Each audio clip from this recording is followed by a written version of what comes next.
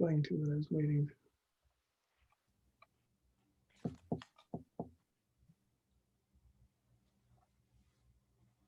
Well, good evening, everyone. I'm Ellen Myers, the Programs and Communications Director for the Newton Free Library. Thanks so much for tuning into this poetry reading and open mic. The next session in the series will be held on Tuesday, February 9th, 2021. Be sure to register in advance at newtonfreelibrary.net. Just a few housekeeping notes. Everyone will remain muted during this session. Please feel free to interact with me throughout using the chat to host feature as needed. Please also know that this program is being recorded and you are free to mute your video if you wish. In particular, if you want to read during the open mic, please send me a chat when we get close to that section. We'll bring up as many folks as possible, and I will chat directly to you to let you know when it's your turn, while the person just before you is actively speaking. Again, please visit our virtual events calendar at newtonfreelibrary.net, where we have a broad array of programs for all ages. I do want to thank Doug Holder, who has been working tirelessly on this poetry series for many years. And now I'll turn the screen over to Doug. Hi, Barry. We have a great lineup tonight, and tonight we're going to start with James Najarian, who is a professor of Victorian literature at Boston College, and then it's the scholarly journal Religion and the Arts. His first book, Goat Sings, won the Vassar Miller Prize, which was judged by A.E. Stallings. He's been published in the Southwest Review, Cape Rock, and many others. So welcome, James. All right, thanks for having me. So I grew up on a goat farm in central Pennsylvania. My parents moved back to the land in 1968. They were not hippies. So a lot of the goat songs are about growing up in the goat farm, also about my Armenian heritage. I spent a lot of time with my Armenian aunts and uncles. So I'm going to start with the title poem of the collection, Goat Song. You never had just one. We had 40, and no one ever went without a name. To this day, in my family's photo albums, the people have been butted out by goats. There's Bippy, we cry out. There's Charmian. In general, they had attractive names that you would hesitate to give your daughters. Candy, Sephi, Bambi, Serenade, or sometimes a descriptive sobriquet, Velveeta for a chubby orange doe, Regina for her royal Roman nose, Frisbee for one who leapt all fences, teaching a trip of young does how to follow her. In their eyes, everything was ready to be tasted. They thrived on poison ivy, stinging nettle, corn stubble, honeysuckle, chickweed, bark. They would gnaw holes in your sweaters, gulp pages of a book. One gobbled up a tarpaulin. They had selves without self-consciousness. Their gestures celebrated their desires. The teeth they showed off when they were content, making them grin like happy, hairy gators. How they would squat to pee at any time, completely unaware, as an example, that they were watering your sneakers. How they would line up to be petted. Then afterward, your hands would be veneered with several layers of fragrant grime. Their ears like flesh-lined felt. Their constant roomy burping. The shit and leaven cologne they carried on them. How they hated two things above all, being alone and rain. Most memorably their eyes, which spun in almost separate orbits.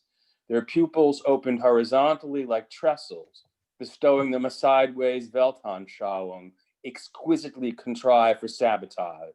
Feed bins to ransack, latches to undo, hay racks to get stuck in, pails to overturn. They broke through fences, scorned electric wires, obliterated gardens.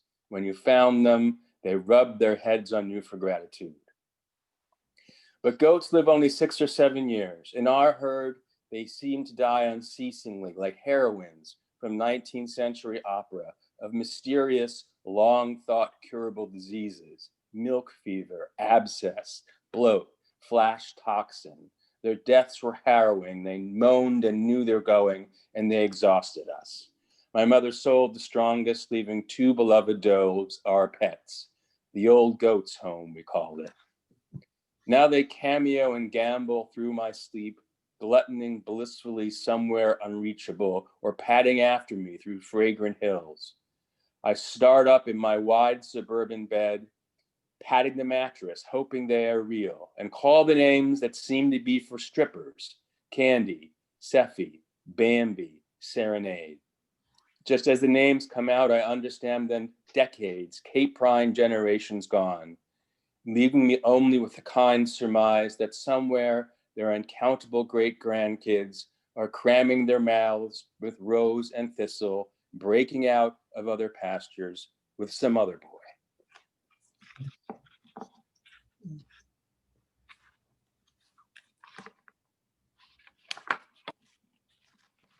This is actually about a church in Cambridge, a Blessed Sacrament, which was one of the churches that was early on desacralized and sold, and which people around were allowed to tour under the guise of being interested in the real estate.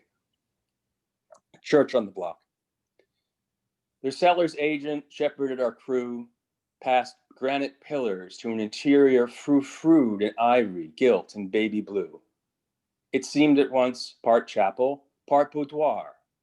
The agent let us see what we could see. She recognized what we had come there for, each of us, both neighbor and voyeur. Something happened in the rectory. We thumbed the altar, tried the priest's huge chair, strolled the sacristy, a disarray of brass and velvet, chalices dropped where they were, half crated in a passageway. Vestments still hanging. It was like Pompeii, as if the dwellers made off suddenly as we walked in, as if that very day something happened in the rectory. We lost ourselves, meandering in a den of closets opening to libraries, to lounges, nooks, and burrows, and again to closets. A boy could crawl around for days, trapped in its perfect secret-making maze.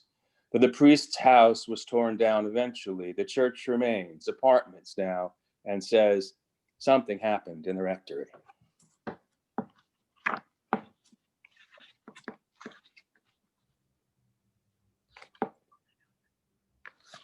This is a poem called Armenian Lesson.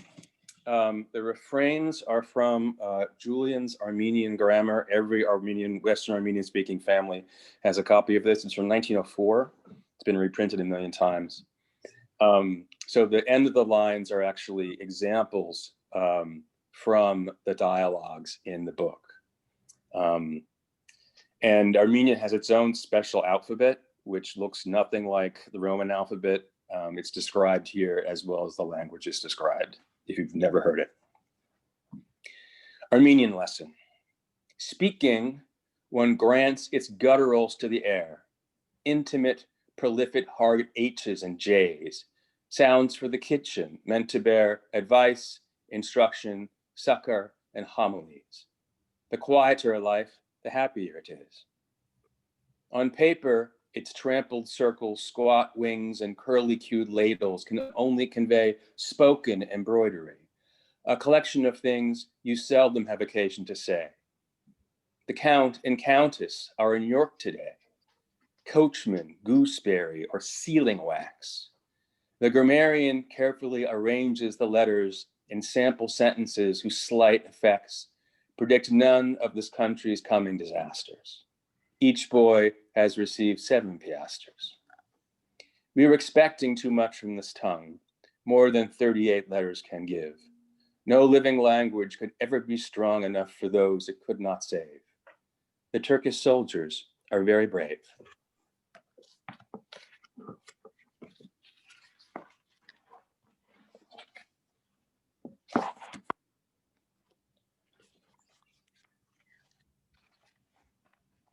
This is a poem called The Frat Boys. It's pretty much self-evident from viewing a scene at Trinity College. The Frat Boys. Their shirtless bodies are frolicking again, tackling each other in an April storm, spendthrift with themselves, as only young men can be. But it is not remotely warm. The lawn is a snarl of pectoral and arm. In a game I cannot play or even grasp. However rough it seems, they mean no harm. Shoulder on shoulder in a perfect clasp of bicep, deltoid, butt, and leather ball. I wanted once to gaze and be struck blind, though it is not these boys I see at all. At 44 and taken back, I find myself once more with Adam S. and Marty A., strong-featured Adam, Marty blonde as Thor, in the prep school showers after class. They play wet, naked soccer and do not keep score. Fuzz dirtying my belly and my thighs. I was in with Phoebe, even at 16. I lacked the ease of any of these guys, then and now. And who could have foreseen that Marty's chest, lamp bright and just as clear, along with each lithe, feint, and kick recalled, would be squandered in a car crash in a year. When last seen, Adam was aggrieved and bald. It is not their bodies, but their carelessness I marvel at, what these young men display. I never will be able to possess Adam and Marty capering in the spray.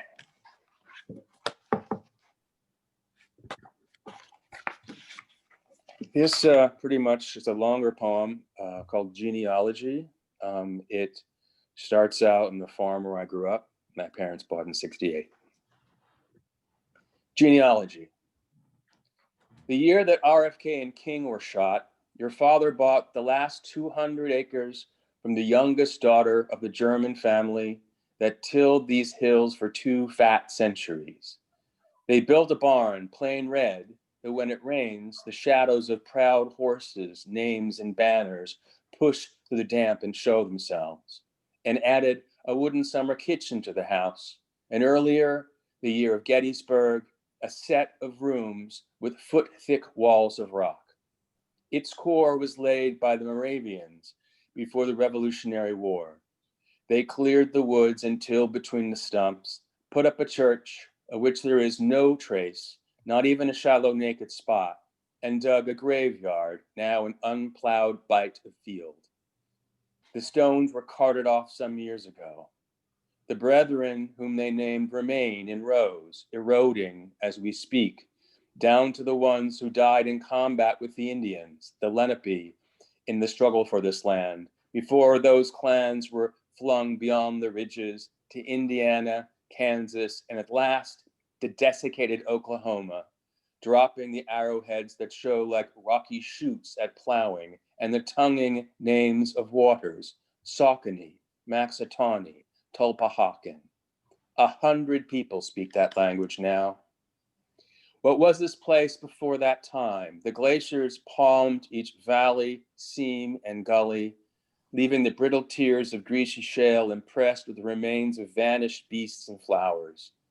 Viewing them by the pond your father cut is like perusing grimy photographs. These are your ancestors, the trilobites, your cousins, the bits of carapace and leaf from when this farm took up the ocean floor. But before that, where was the scrap of land? The universe could have been no more than a pebble, cinder, or a grain of clay, the black dot in your uncreated eye.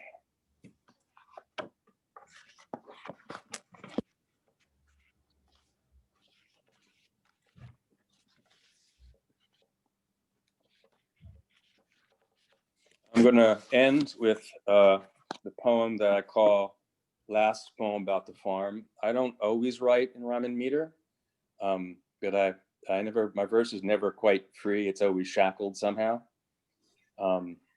So this is called Last Poem About the Farm. Dusk. Color draws back from the eye. The earth paces from alloy to alloy. The gravel I tread aside of barn, the ridge that only locals name, glisten like something galvanized. Even the field I stumble through, minutes ago it offered soybeans punctured by witchgrass and touch me not. Now it is only a plot of pewter. Each oval leaf is cast in sand. Fireflies mete out their bits of pyrite, the only color here, a flicker that returns in a window of the house below, a light in a casket of tarnished plate, where my mother wheels herself 1/2 inch by 1/4 inch to bed. Thanks for listening. Thank you, James. Our next reader will be Lawrence Kessenich. Lawrence is won the 2010 Stokestown International Poetry Prize. His poetry has appeared in the Swanee Review, Ibbotson Street, Atlanta Review, Poetry Ireland Review, and others. He's had an essay featured on NPR. This I Believe. He has published 4 books of poetry and is the co-managing editor of Ibbotson Street. He's a prolific playwright, and his productions have appeared in New York, Boston, and Colorado. His first novel, Cinnamon Girl, was published in 2016. Lawrence. Thank you, Doug, and thank you to the Newton Library as well for the opportunity to do this. I'm going to begin with the poem that won that prize in Ireland, just because it's one of my favorite poems, and it has an interesting history, and that the story that's in it was told me by the Italian immigrant woman who has been cutting my hair for 38 years. So it's called Angelus for Mena. In Campania, at her grandfather's farm, fieldstone house secure as a castle, she sleeps beneath the high eaves, underhung with swallows' nests like pots of clay. She walks the vineyards with him, too small to see over the vines, her eyes full of leaves, fat grapes, and overhead the bellies and wings of birds about their business. She longs to see the birds, to be the birds. He lifts her high to look into their nests, at perfect oval eggs, at hatchlings scrawny, pink, and vulnerable. When he arises to work the fields, barking dogs wake her. She listens to the newborn swallows just outside her shutters crying for their breakfast with the dawn. From her bed, she stares up at the vaulted ceiling, at the painted angel flying around the light fixture, naked save the loincloth rippling across his muscular thighs. His wings are white as a swallow's belly, and from a basket on his arm, he strews flowers across a faux sky, each growing brighter as the sun outside rises higher. Finally, she throws off the covers, pulls the shutters open, sunlight like 100 chandeliers, bathes the angel in glory and herself in joy.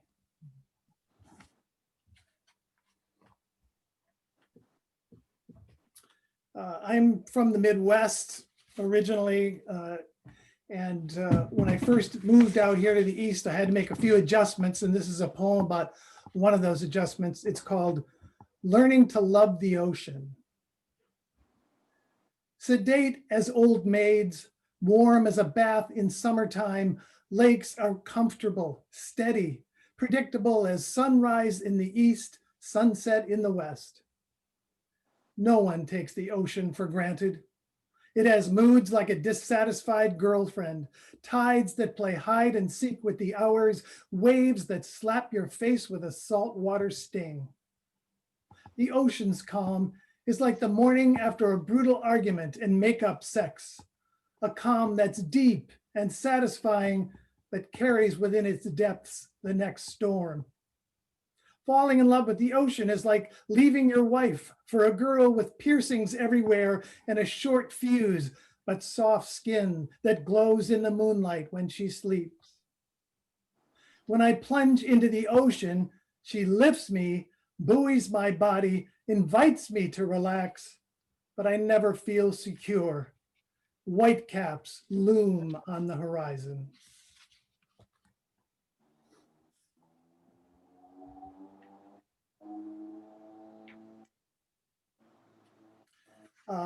There are a lot of some of my family members and friends are here from the Midwest, and my siblings will certainly remember the scene of this next poem. My father was in the National Guard and went to a training camp every summer for 2 weeks. And we used to go visit him there, and he would take us to the officers club. It was a great honor. And it was called The Blue Goose. And so this poem is called Drinks at the Blue Goose. It was as near to drinking, that adult rite of passage, as we could get as boys, when our father, Major Kessenich, a stern or playful man by turns, escorted us to the officers club at Camp McCoy, showing us off like a proud gander at the Blue Goose. As we walked, enlisted men passing in open jeeps or crunching along the white gravel paths between barracks saluted Dad, who took it in stride, saluting them back without breaking stride, while we puffed out our chests, saluting too, our egos big as howitzers. The Blue Goose was dim inside. Our entrance sent a blaze of sunlight across the polished floor. The handful of officers gathered at that early hour looked up and smiled. The bartender, a balding sergeant with a gold tooth, boomed, "What's your pleasure, gentlemen?" Our pleasure was ginger ale, and being there among the men in uniform as they whacked their brown leather dice cup on the burnished bar, played cribbage, and caught themselves about to swear, unspoken words hanging in the air like the girly calendar on the wall. The sergeant poured our drinks in highball glasses just like Dad's, cold golden bubbles rising to the top and clinging to the ice cubes like diamonds. A drink that looked exactly like champagne, the drink of those who have everything they want.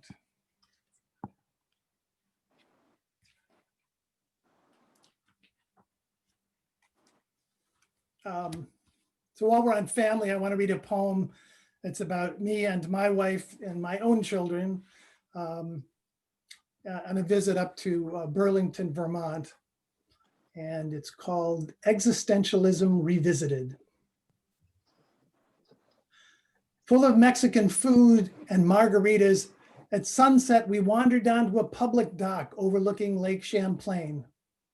The Adirondacks across the still water, one rank behind the other like cardboard mountains at a children's play, turn blue and pink and gray as the sun descends. Below, pleasure boats dock at a lakeside restaurant.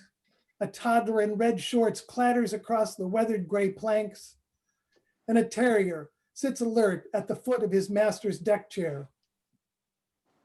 Sailboats, sails reefed, glide into the harbor, running lights aglow like candles floating down a river. I inhale the pleasing scent of lake water. My daughter rests her pretty head on my shoulder while my son folds himself to lean on the railing and gaze out at the light show on the horizon. Redolent air cups us in its gentle palm as if we were precious jewels. And who's to say we are not? Our consciousness graces this planet. We are the eyes of God, the consumers of creation. And if we sometimes gorge ourselves at the feast, who can blame us? The eyes see, the ears hear, the fingers touch, the nose smells, the tongue tastes. Most importantly, the heart feels, welling up like a late summer watermelon, pink, ripe, fat with the sweet juice of existence.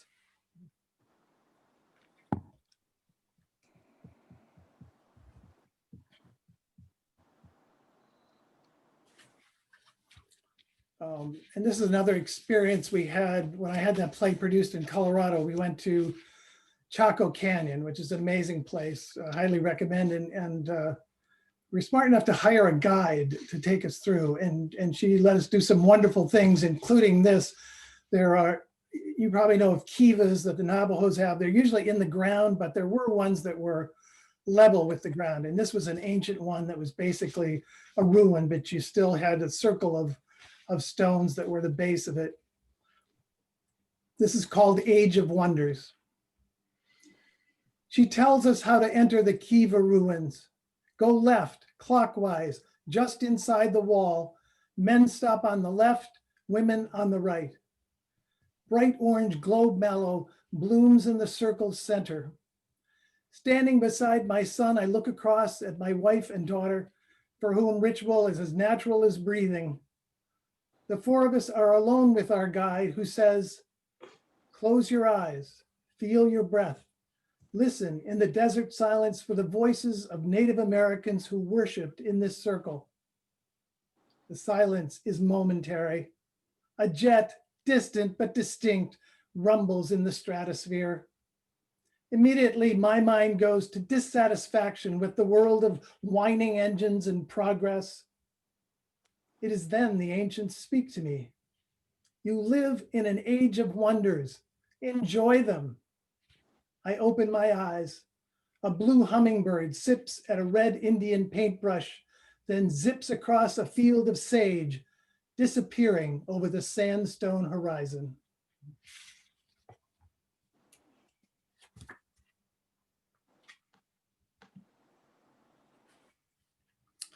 I'm going to kind of switch gears here, and this is a much more difficult poem, but it's I'm reading it in honor of the Black Lives Matter movement. It's set during the Civil Rights Movement in Anniston, Alabama on Mother's Day, 1961, and it's called Daddy's Girl. When Daddy leaves for his store next to their house, he says the Freedom Riders are coming through and he and the boys have prepared a little surprise. Right after church, laughing men begin to gather on the gravel in front of the store. She knows most of them, but they don't seem themselves.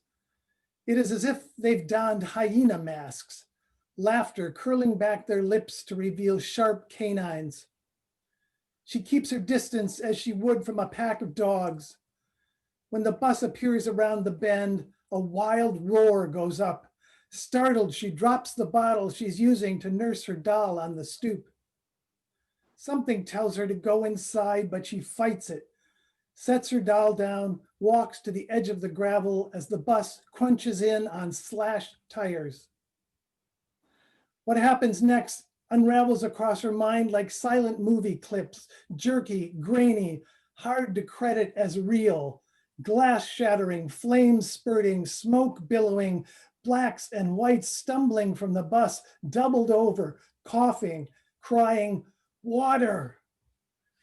That single word snaps her back to reality, to human beings beaten down by her father and his friends, crawling across gravel to the soft grass of her yard, still crying, water.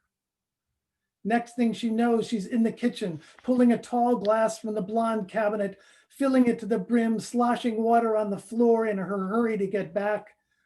She goes straight to a Black woman in a pale pink dress lying on her side, sets the water on the grass before her, goes back for more. Soon, all the glasses from her mother's set dot the lawn, glinting like sun rays through breaking clouds after a beautiful storm. Exhausted, numb, she goes to her room, collapses on her bed, cries until her heart aches, knowing she will never be Daddy's girl again.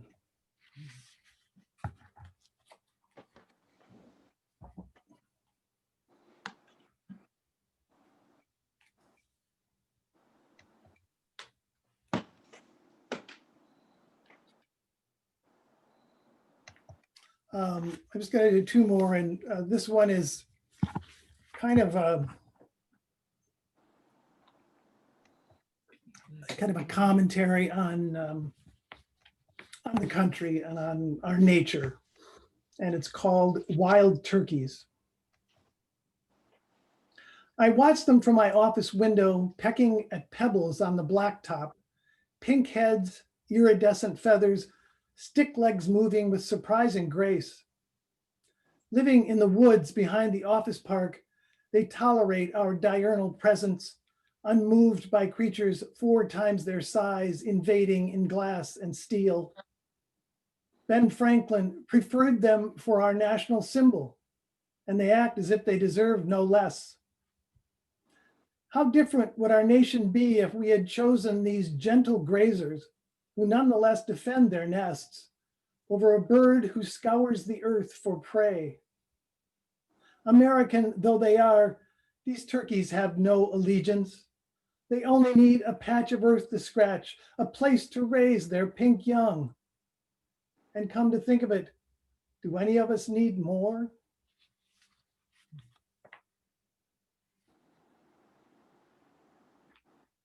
And I'm going to finish with a poem I like to finish my readings with because it contains my wish for all of you at the end.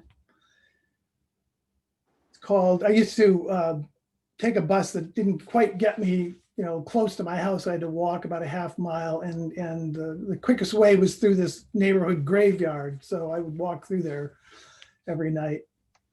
And this is called Walking Home from Work. The moon is cold, the sky cerulean blue.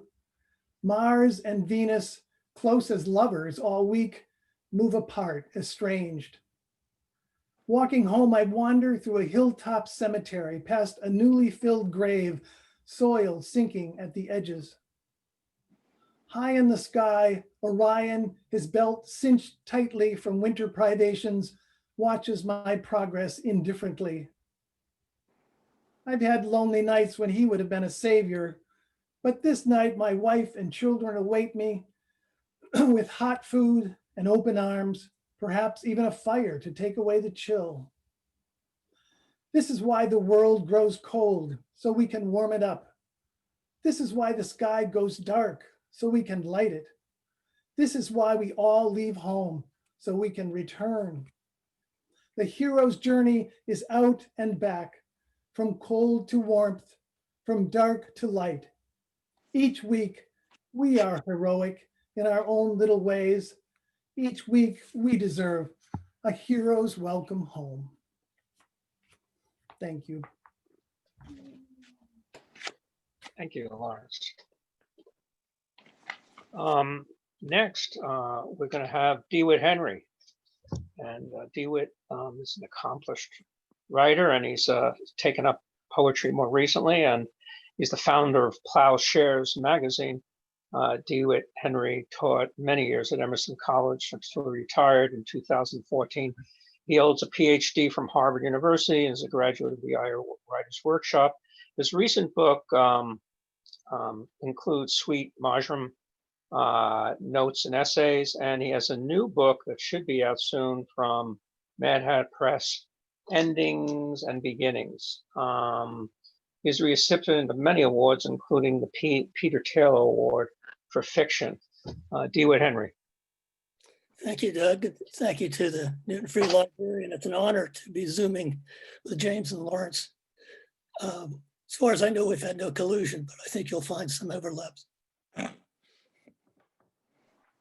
I'll begin with a narrative poem about exploring nearby nature reserves. It's called Lost. Several times the size of our backyard, bordered by stone walls and a clearing of dense woods, the Metfern Cemetery holds 296 graves with numbered cinder blocks indicating the order of deaths from 1947 to 79 and marked P for Protestant or C for Catholic, no names. The remains came from nearby institutions, Fernald State School and for the feeble-minded, the nation's oldest institution for people with developmental disabilities, and Metropolitan State Hospital, an asylum for people with mental illness, both now closed. Advocates for the disabled forced the state to release the names of those buried, which in turn prompted a history teacher and his class at Waltham's Gann Academy to research their biographies and post them on a special website. My wife Connie and I knew none of this as we entered the woods of Beaver Brook North Reservation. We'd been exploring public hiking trails, masks at ready, since the pandemic had closed gyms and crowded the Charles River path. The forests and wetlands of several hundred acres on the Belmont-Waltham border and a short drive from our home promised miles of isolated shaded hiking. An online map showed meandering trails like veins on the back of a hand. Our path rose and dropped underfoot from drumlin ridges to gullies, thick ranks of trees with vines, bushes, wildflowers, and weeds.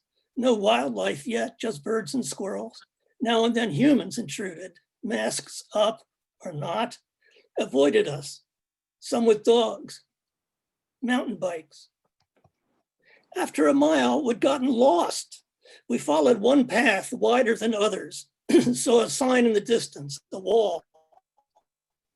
A cemetery had been featured on the map, I recalled, and here it was. We had our point of reference. While Connie checked her GPS, I puzzled over markers with numbers, but didn't bother to read more of the sign than Metfern with some dates. Anxious to make our way, we confused directions, chose a path beside a marsh, emerged onto a street and sidewalk, then joined Trapello Road. We'd found civilization at last.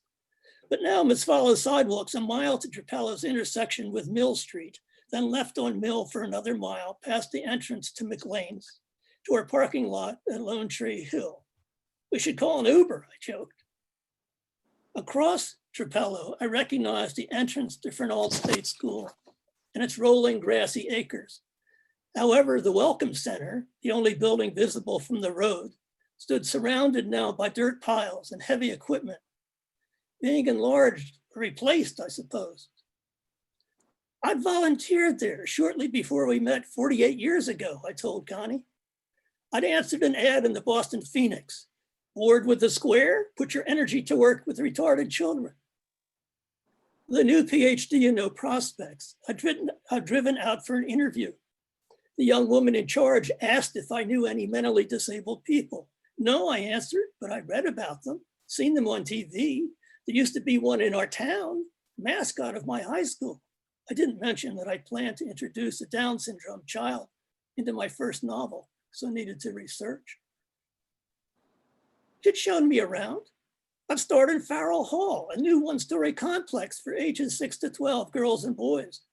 We passed a man shuffling by in shorts and Red Sox shirt, grizzled crew cut. He grinned toothlessly and waved. We passed more stray walkers with their awkward walks and baggy clothes, rundown playgrounds, and then first women. We passed a chapel of holy innocents. At Farrell, I met the supervisor and staff. The kids were innocents. Some bored, some watching TV, playing games or coloring in the rec room. Others in a classroom gathered around a teacher who played piano and led them singing, "Mary Had a Little Lamb." At first, beaming with goodwill, I helped the older kids to read stories, try conversations, play ball games, or Red Rover. We went for walks holding hands. I remember their faces lighting up, although some troublemakers acted out and needed staff to calm them. The campus had 42 buildings, housed 2,700 residents and staff. Different groups are separated by age, sex, and severity of disabilities. They had a hospital, a gym, bowling alley, an inside pool, a farm, a vocational building, a laundry, a kitchen, a bakery, and a power plant. The school's mission was to maximize development, either in preparation for return to the community or as the basis for a happy and useful life within the institution. Over time, however, the school had become primarily a refuge for severe cases, causing the superintendent to complain that they must struggle to find pupils suitable for parole and work on farm and essential services. Residents' destinies were mapped like circles of the inferno. They shifted from ward to ward, group to group, conditions worsening as they aged.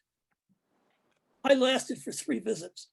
Returning to the young, agile, careless crowds of Harvard Square, I'd felt disoriented, carrying memories of the wheelchair-bound encephalitic dwarf, say, who spoke gibberish but gestured ruefully and had intelligent eyes. Finally, I stopped on the hill above Farrell, intending to report, but couldn't force myself forward, nor could I keep from leaving.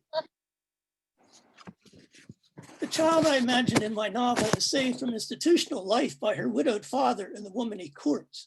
She belongs with us, the woman insists. There's nothing else for her otherwise, not even a chance. On return from our hike, I studied the trails as well as local history. Furland had closed in 2014 and the Metropolitan State Hospital in 1992. The city of Waltham bought the lands. Clients had been sent from Fernald back to relatives or to private community-based settings and to special ed programs. Lawsuits and settlements preceded the closing, along with rising costs and post-Holocaust rejections of eugenics. Former residents complained of sexual and physical abuse, of little education and less affection, of superficial and mistaken diagnoses, of overcrowding of boys in the 1950s, of overcrowding of boys in the 1950s being used for medical experiments, such as being fed radioactive cereal, of sterilizations, of forced labor, of warehousing for convenience, of solitary confinement for captured escapees. Their stories were widely publicized with release of Michael D'Antonio's 2004 book, The State Boys Rebellion, followed by PBS and CBS TV documentaries. Of course, once aware, Connie and I found our way back to Metfern's graves. I noticed that stone cairns had been balanced on different markers by strangers or by families, such as on C-125, which the website identifies as Adeline Ward, born in Lynn, Mass, 1907, lived with parents and 3 sisters until committed to Fernald, 1951, died of cerebral hemorrhage, 1968. Most had markers overgrown. C-136, Claude Moran worked on the farm, suffered burns in a shower, and died a week later, age 66. P-124, Sally Kenorian, born 1959, placed at 18 months due to her Down syndrome, died of pneumonia, 1962. Row after row. Since 1979, Fernald's residents have been considered residents of Waltham and buried in the city's cemetery. According to Gann's history teacher, Alex Green, the Metfern dead were the least fortunate among the thousands of inmates who passed through these places. One path leads to another. Eventually, we find home.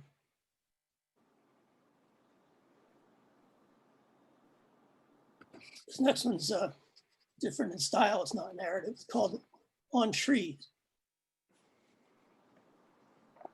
Though some of us hug them as thick-skinned, long-lived cousins, as shade and shelter makers, CO2 breathers, windbreakers, though we have hearings for them when they become troublesome, though we love their tossing and wind seed, their birds in song, their fruits, berries, and nuts, lumber, fuel, pulp, and sweetened sap.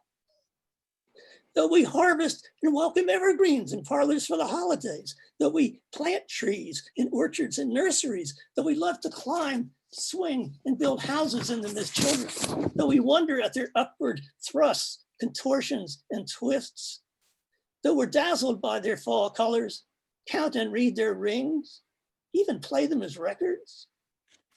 Though naturalists praise the model of collectivism through tangled roots where enzymes ward an oak of a new parasite attacking a nearby birch or maple, and even deeper, the continental root mass serves as a kind of vegetable internet.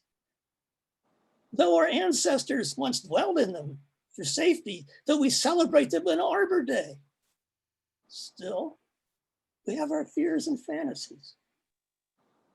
What if they can move, like Burnham Wood to Dunsinane, or Tolkien's ants attacking Suriname for military industrial deforestation? What if they have souls? What if when we pluck their fruit, they cry out and rebuke us? What if they are nymphs, fleeing harassment like Daphne and magically transformed? Numbness seized her limbs, thin bark closed over her breast, her hair turned into leaves, her arms into branches, her feet so swift a moment ago, stuck fast in slow-growing roots, her face was lost in the canopy. Ovid's Metamorphoses. What if the bough breaks? What if we can't get down? What if roots give and trunks topple, crushing us below in cars or in our beds? The standard Nordic noir film opens with a flyover shot of solid treetops stretching for miles, beneath which savagery and sin are hidden. The Heart's Forest, Dante's, Hawthorne's, Freud's. Friendly wolves lie in wait. Paths are crooked and misleading. We're on our own, no rescue near. We're not out of the woods yet. The growth of trees mimics the evolution of species, according to Charles Darwin, with higher, newer branches replacing those below. Forms fungal, vegetable, and animal are all related by common descent. So we, in families, begin with common ancestors, connect to sibs, cousins, aunts, uncles, generation after generation, rands, and greats of kin, until we find ourselves in progeny, or branches end. And at the Bible's root, there's paradise in knowledge's tree, tempting our first parents with mortality. God blinked later, someone weaves a rope, appoints the hanging tree, adds bitter fruit.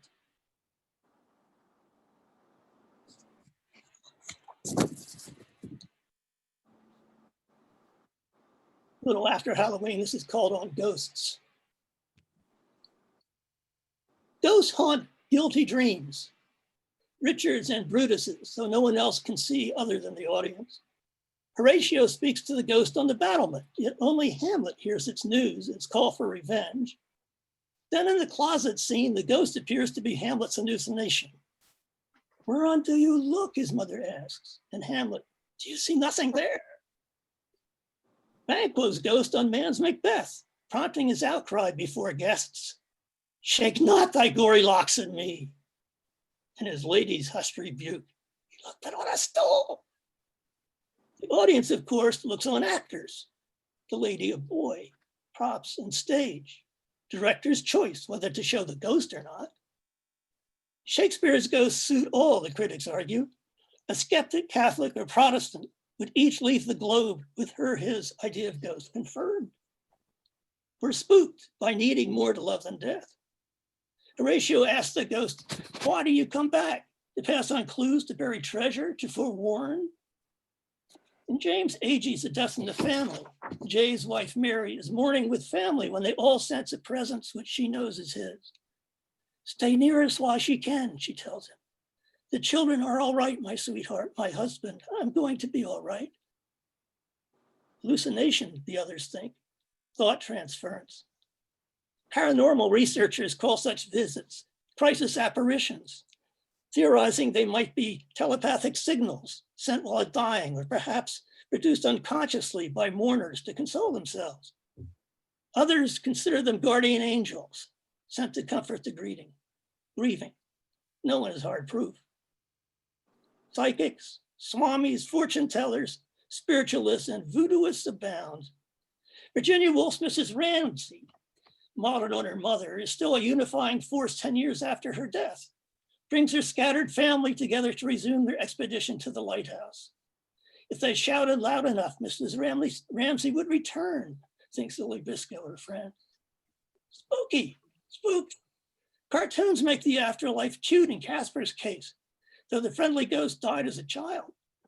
He interacts with mortals, floats around and passes through walls. He seeks playmates. Ghosts in the Machine, a closed circuit TV in the case of Almerida's Hamlet. A romance with got Bruce Rubin's ghost, invoking wishful lore such as spirits learning to kick cans and borrow living bodies. Hence, Whoopi Goldberg volunteers to be Patrick Swayze's way of kissing Demi Moore. Ghostbusters pits a team of parapsychologists against malevolent ghosts. Who you gonna call? Steven Spielberg's Poltergeist goes for horror instead of laughs. A greedy developer builds tract houses over a cemetery, stirring spirits to attack one unwitting family, reach through TV screens, animate toys, and abduct their youngest child. That was a ghost. You look as if you'd seen a ghost. Not a ghost of a chance. If he knew, he'd turn over at his grave. Ghostwriter, client takes credit. Halloween fun with fake blood and makeup, sheets for costumes, recalling winding sheets. Giver takes the Egyptian mummy wrapped in ace bandages. Decaying bodies. My neighbor's yard decorations, tombstone with hands reaching out of the ground. Philip Guston painted ghosts as convivial Klansmen, hard-drinking, burger-chomping, chain-smoking, free behind masks to trade opinions about life. Ghost of the past. Burden of tradition, great works, great lives precede us, shoulders to stand on. My father's spirit is within me, or my mother's, or both, still fighting. Spirits of absent ones live in my heart, in mine and theirs, to comfort and inspire. I did hear voices once, alone, during a long run in the Sierras. Mother, father, brothers, nephew, friends, all gone. Keep going, each said. Do your best. Young Hamlet, one mission accomplished, forever haunts Horatio, restless for words.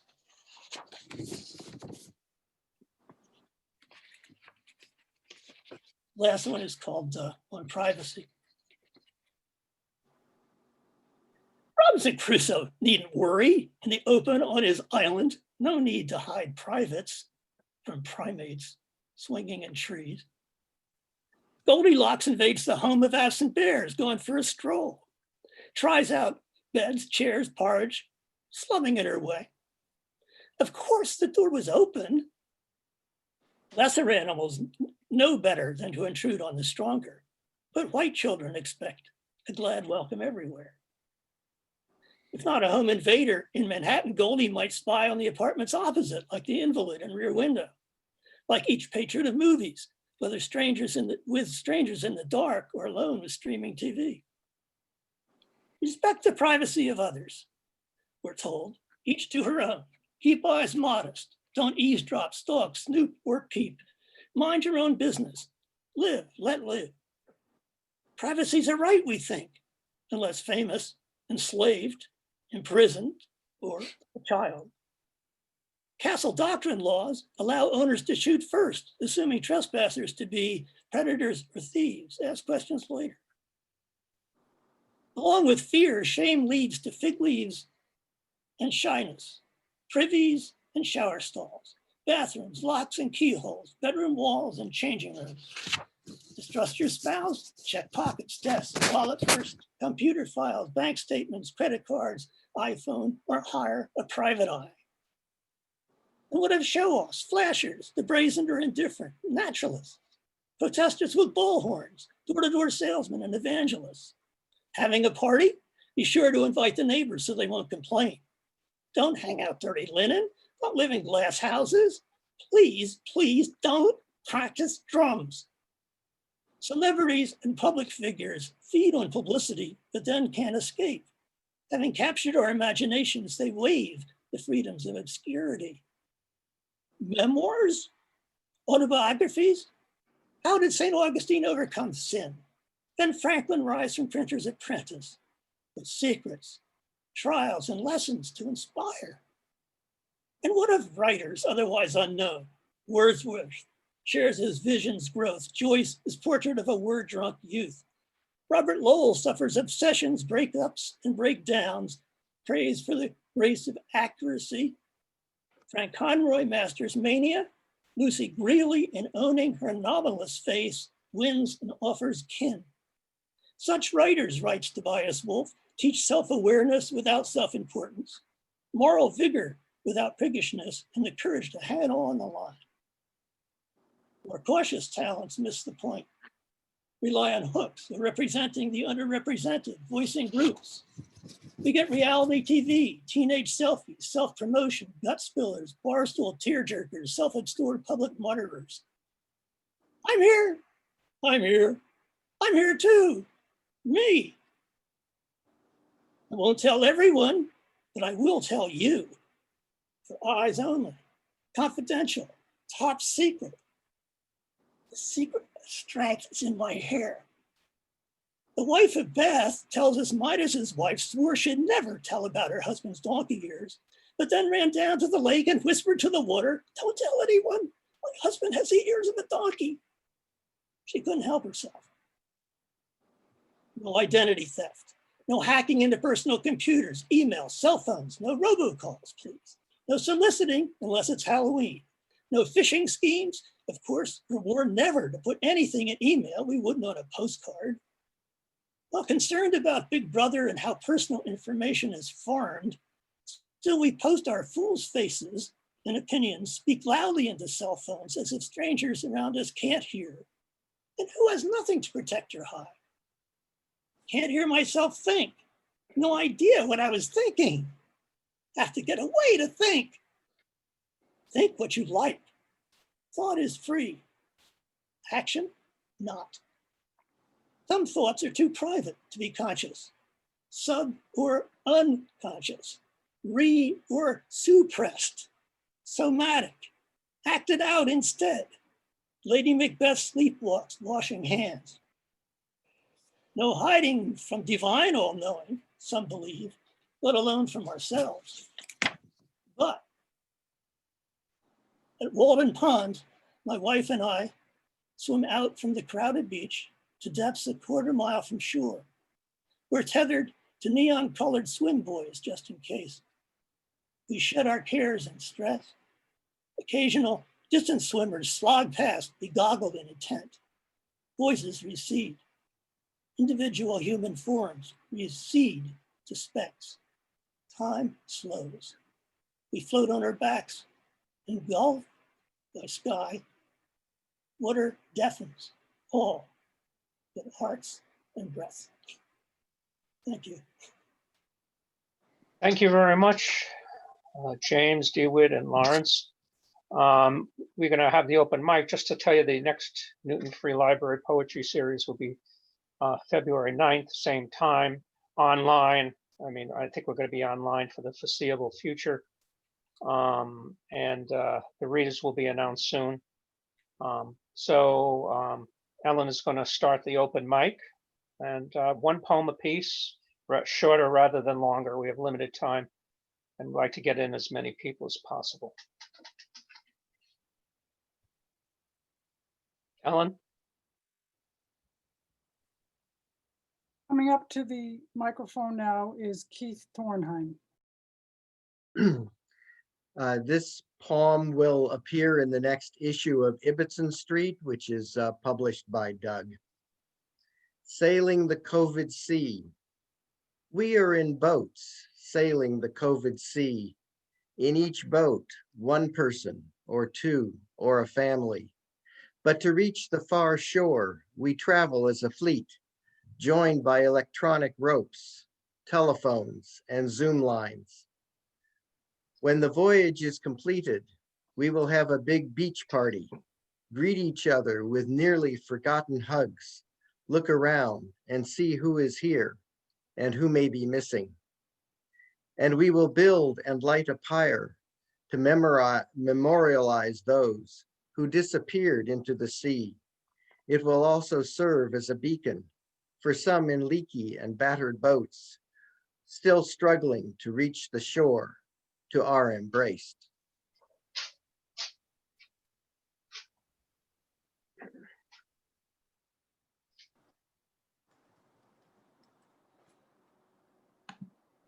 Coming up to the microphone now is Ben Cohen.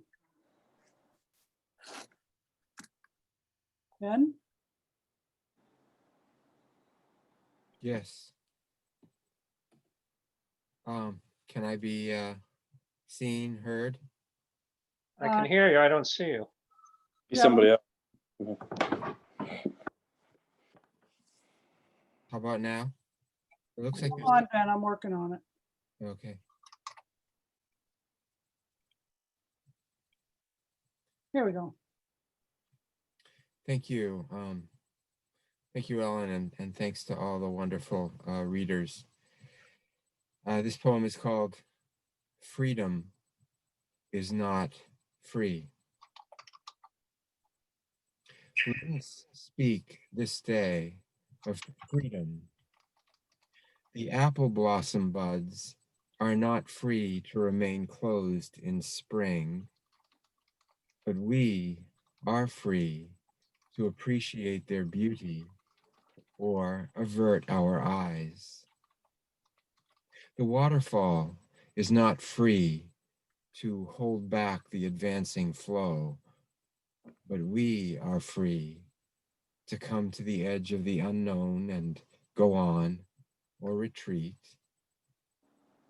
The wolf is not free to silence its howls on a moonlit night, but we are free to speak what we truly know or mute the voice of our soul. When we attempt to change a worn, weary, and destructive habit, we hear storm clouds rumbling and stand shaken amid the thunder.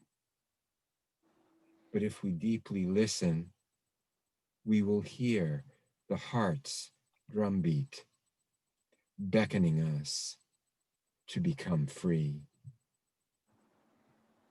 Thank you. And coming up, thank you so much, Ben. Coming up to the microphone now is Karen Klein.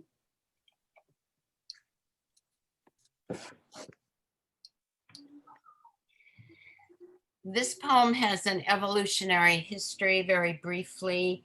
It started out as a record of my watching the Perseid showers on August 13th, 2015. It was a kind of philosophical rumination on the effect of confronting a really weird universe, dark and huge, knowing that fear and awe are two words for the same thing. Then it became a dance on a sort of existential philosophy with two very accomplished dancers. And then it has morphed now into night lights. There are 6 short sections. 1, above me, Perseid showers, evanescent smears igniting the light. I watch for hours, my head painfully tilted. 2, I drown in the sky. When I come up for breath, I cling to Cassiopeia, the big W, Pleiades, the 7 sisters, saying their names, Merope, Alcyone, Electra, over and over, as if by giving them names, as if by speaking from our star, I could find my bearings where I have no home. 3, I remember a carnival at night, rotating Ferris wheel lights, the flicker of the tilt-a-whirl, roundabout carousel shadows. My mother and my Tante Hans brought me. I am 5, small, lost among a moving crowd, a fence of legs I can't get through. I want my mother. I want to tell her. My stomach aches. 4, another plunge into fireworks universe. I come up gasping for a language I don't know, for words I don't know, for words that may not even exist to describe the tumble of a speck. I have these words: unlimited, microscopic, immeasurable, telescopic, incomprehensible. How to find enormity, disparity. 5, the author of the book of Job found images, but his images are not enormous enough. We are able to measure the whirlwind, even the Leviathan is small. Thank you.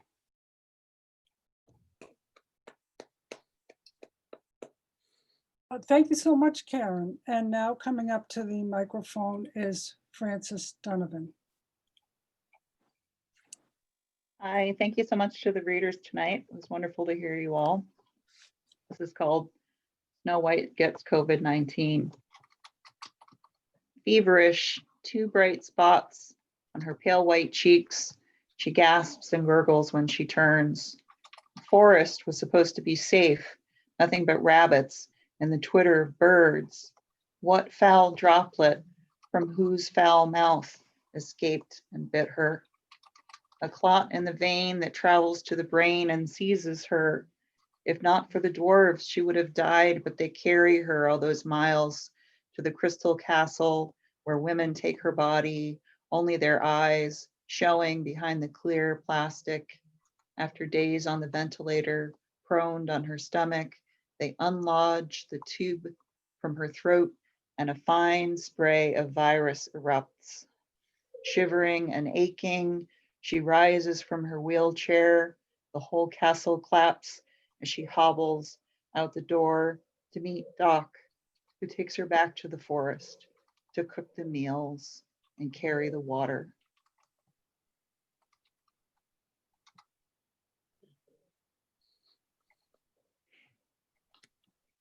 Thank you so much, Frances.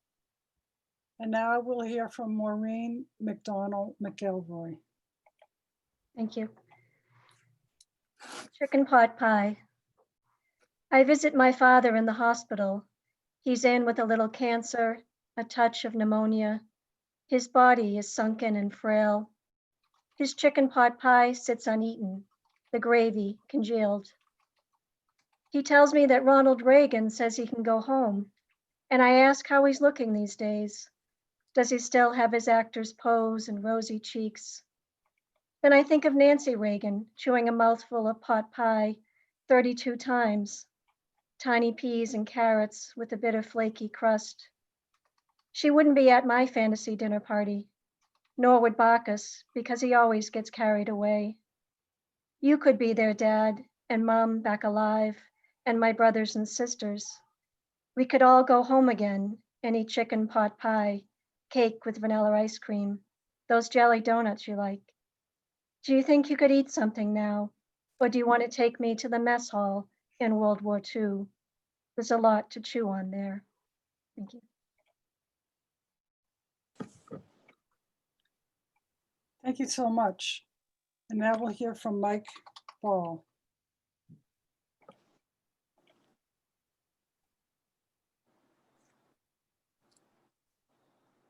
All right, I've been accused of being too sincere and too serious. This brief poem is neither of those things. Incessant birds, the sparrow of sorrow, the robin of melody, the scolding blue jay, the trilling tufted tit. And what is that anime bird that we never see? The one that calls, Pikachu, Pikachu, Pikachu. I'm an old man, and my sort does not sleep. Not really. Even so, the chattering in our 2 tall pines outside my bedroom starts at 4 dark o'clock. If they were warning or courting, wouldn't their business be done quickly? Are they like young folk on the bus who can't travel 2 blocks without yelling into their cell phones? What do birds have to say so early, so often? Truth be told, I want a translation machine, like in the UN General Assembly. I would gladly wear a headset to bed just to share the morning bird gossip. Thank you. Thank you so much. And now we will hear from Tree Reisner. I'm not exactly sure how to pronounce your last name, Tree.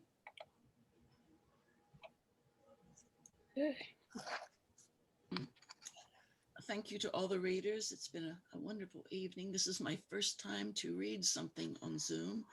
I thought I would read something from my new book, Quadlibet. The title refers to philosophical questions up for discussion. This poem came because I was in church one morning and the priest said we must invite God into our homes. And I thought that would be pretty terrifying. So I wrote this poem. You've invited God, not a time for dainties, tea and cake. As the slightest breeze unfelt causes leaves to shimmer before a storm. As the ringer's hand on rope alerts the bell to clear its throat, you will feel huge heartbeats sometime before the blast of arrival. Hurry with preparation that will not cause you shame. Splinter furniture, knock out windows, on the roof with a crowbar, bash out holes. Carry huge handfuls of mud and river rock to lave the floor. Set the table with bread and water. Choose carefully for the tokonoma, a rooted flower in a dirt-filled skull. Scents of cinnamon and vanilla underlie myrrh on the cleaning benison of icy wind. Naked and shivering, you wait. Thank you. Thank you so much, Tree. And now it is Tom Driscoll's turn to read. Hi, thank you. Hello, thank you. This is called Notes on Demolition. Firm hammer strike at the masonry. An aged mortar crumbles, falls away. Pry the first bricks loose and look inside the lightless shaft. A single withe lined in soft black soot, fine dust, utter black. Product of the 100 years small stoves heated what's now an old ruin of a house. Our planned improvements involve removing the flue stacks. The mantle fronts in each room dress something less than a real fireplace. Only stove breaching, pie plates, panels, pry out, flimsy millwork, horsehair plaster and lath pulled away to reveal obsolete brick volumes, parge cracking and smoke seep stained. The grinning advice got from a mason friend of mine I told of our plans was that in demolishing a chimney, one should start at the top and work their way down. He'd shown me the proper use of a hod, how to carry enough of the brick each time for the tool to serve its purpose. There was something pleasing and painful in the work, at least the first few trips down the narrow flights of stair, 2 floors to the basement space where I staged out debris. Then I notice one brick fall into the shaft, and I'm the clever one to realize it's one less for me to carry. And soon I'm thrilled at the easy way the brick loosens in whole courses with my hammer blows and drops into the deep stir of dust and dark. Such an elegant process. The stack effect reversed, like smoke rendering back onto flame. The brick will be waiting at the base of the shaft in the basement to be sorted and stacked for hauling. This I tell myself, so pleased with the ingenuity. Now I stand staring, struck, the scene gone dark where we'd set up camp in the first floor living room as nomads, urban pioneers. This had been our method, our bed and a television set, a microwave oven, the crib, though most nights our son slept between us. We lived like this a while, always the one habitable room while we tore apart the next. All of this rendered in sudden, seamless, matte black, an eerie disreflection of light. I'd thought the brick would fall clear. Instead, one caught, and as more bricks fell, the shaft and the plaster surrounding it broke, breached, billowed the black, covering all of it. Beautiful, I tell you, beautiful. The way it captures light, subsumes it to an anthracitic jewel surfacing of every form. The blinded clock, black. A chair, black. The trunk we use as a table, the crib, black. black. I know that I must clean this all before you return, the refugee with our son and all our worries in tow, all that you carry, and that I'll leave no telling traces, and that I'll only tell you carefully later what I see now. We'll both laugh years to come about the whole project, how you only wept the once, about the blackness you never saw that has secretly, for me, enhanced every color since. Thank you. Thank you very much, Tom. One moment. Ruth, can you unmute your, can you bring your video up so I can bring you up onto the stage? Ruth Henry? Yep, coming. Hold on. There we go.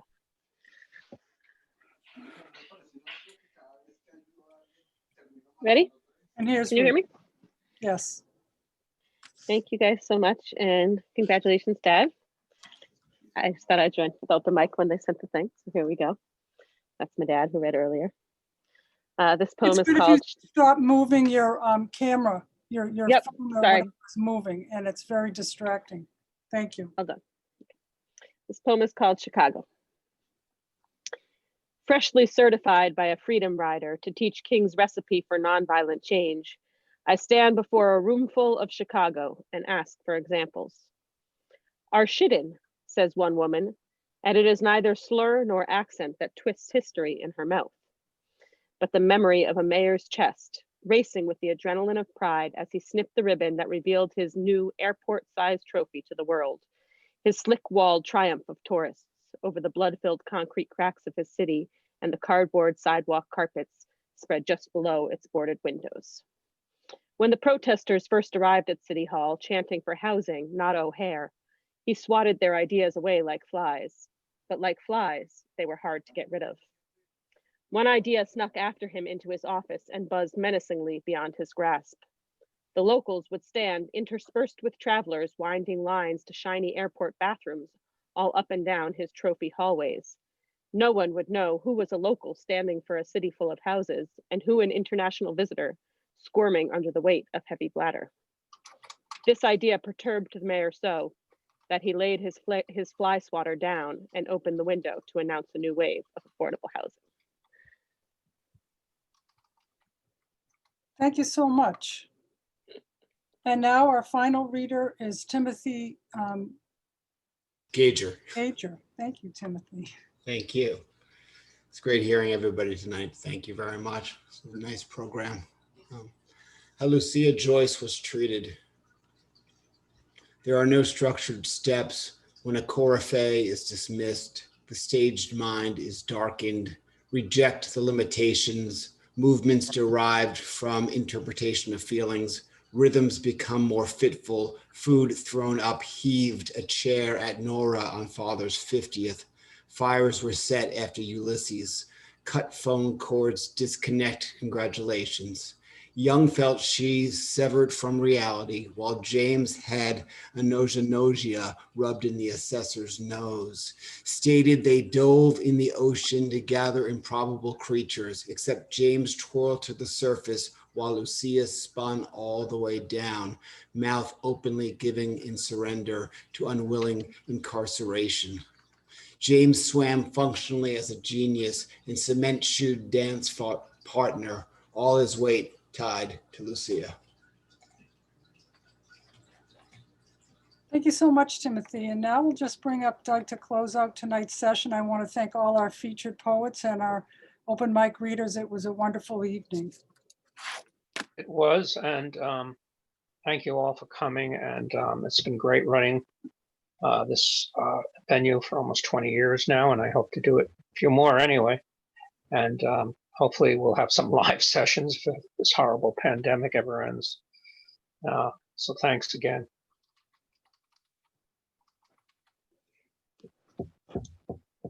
Good night, everyone. Be well. Bye-bye. Good night. Thank you. Right, thank you. Thank you. Thank you. Thank you.